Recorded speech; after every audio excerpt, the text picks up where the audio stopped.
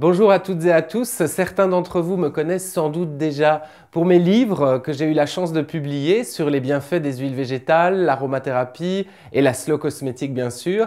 D'autres peut-être me connaissent grâce à mes interventions télévisées sur la RTBF en Belgique ou sur France 5 en France, mais je suis sûr que la plupart d'entre vous ne me connaissent pas et je vous propose de passer un petit moment ensemble justement pour faire connaissance.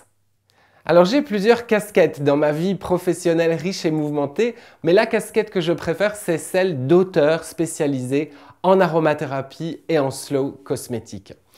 En aromathérapie, d'une part, j'ai publié SOS Peau au naturel qui partage avec vous tout mon savoir-faire en matière d'utilisation des huiles végétales et des huiles essentielles en cas de problème de peau. Et puis bien sûr, il y a le best-seller Les huiles végétales, c'est malin qui décline toute une série de conseils très simples à mettre en pratique au quotidien avec les huiles végétales et parfois également les huiles essentielles. Je me suis formé au métier d'aromathérapeute en Angleterre tout d'abord et puis en Belgique où l'aromathérapie scientifique est poussée.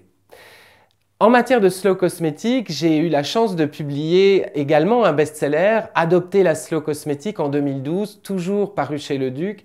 C'est un livre où j'ai voulu dénoncer l'usage un petit peu fou parfois qu'on fait des cosmétiques qui se présentent à nous comme écologiques, verts, doux, rassurants, alors qu'en fait ils contiennent bien souvent des substances très décevantes et un petit peu trompeuses, tant pour la santé que pour l'environnement. La slow cosmétique, c'est évidemment devenu ma passion. Et puis, dans la foulée, l'association Slow Cosmétique, qui porte le même nom, est née. Alors, ma deuxième casquette, c'est celle de fondateur du mouvement Slow Cosmétique. La slow cosmétique, c'est un mouvement qui vous invite à réfléchir un petit peu en matière de cosmétique. On ralentit, on prend le temps de lire les étiquettes et quand on a découvert que ces étiquettes n'étaient pas toujours celles qu'on espérait, eh bien on se redirige vers des solutions naturelles, simples, efficaces et sûres, mais 100% naturelles et végétales, et puis aussi écologiques pour la santé de la planète. La Slow Cosmétique, son action est matérialisée à travers l'association Slow Cosmétique que j'ai la chance de parrainer dans ses actions. Et chaque année, cette association, avec ses bénévoles, remet une mention Slow Cosmétique, une récompense en fait, à des marques qui le méritent et qui se sont distinguées parce qu'elles produisent des produits souvent naturels évidemment, mais également écologiques en tout point et honnêtes dans leur discours marketing, ce qui est plutôt rare dans notre période où le commerce est roi.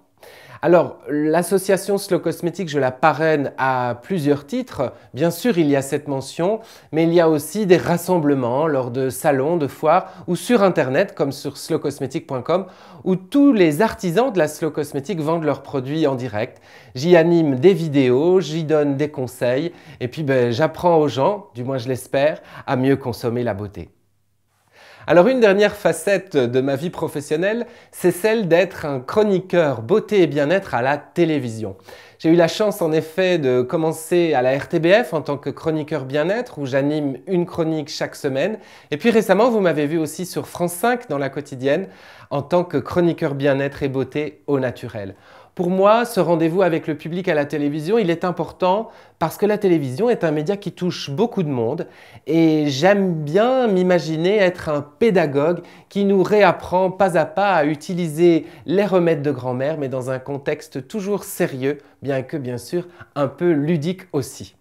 Je vous remercie d'être venu à ma rencontre et je vous donne rendez-vous bien entendu sur le web puisque je collabore également avec d'autres médias santé et bien-être. Sur le web, on trouve de tout. J'espère vous apporter le meilleur de moi-même. Je vous souhaite en tout cas une santé excellente et un cœur ouvert à la découverte parce que c'est elle qui fait le sel de la vie.